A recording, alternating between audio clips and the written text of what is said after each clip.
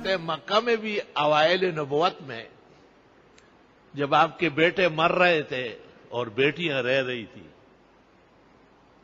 تو مشرکین نے آپ کے خلاف اشعار کہے کہ بس یہ نبی چند دنوں کا مہمان ہے اور یہ ختم ہو جائے گا اور دین بھی ختم ہو جائے گا.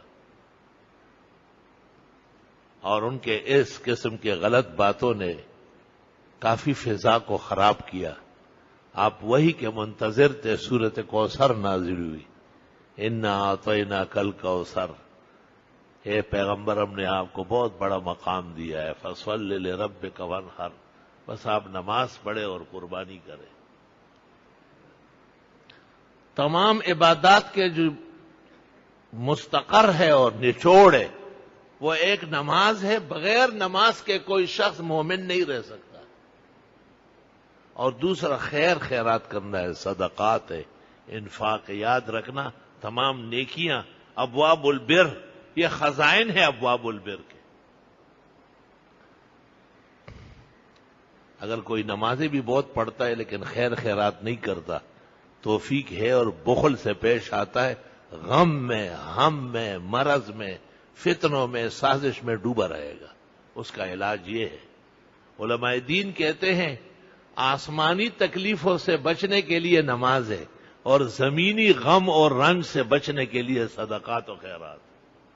فصل لربک وانحر ان شانئک هو الابتر.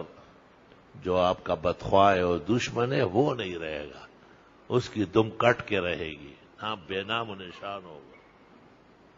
کتنی چھوٹی سی صورت ہے، 3 آیتیں ہیں لیکن معانی عجیب ہے.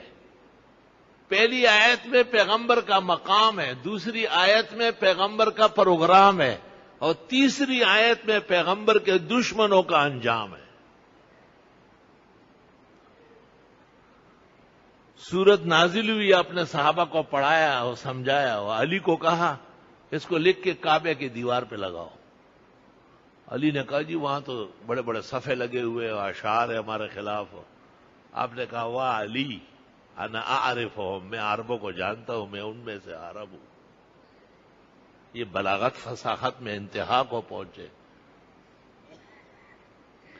حضرت علی نے سورۃ کوثر لکھی اور کعبے کے دیوار پہ لگائی. اب جتنے شعراء آئے اپنے اپنے قصیدے اتار کے بگا کے لے گئے. صبح دیکھا صرف سورۃ کوثر لٹکی ہے، کوئی چیز نہیں. آپ نے کہا واہ علی، وحی کے سامنے انسانی تخلیق کہاں چلتی.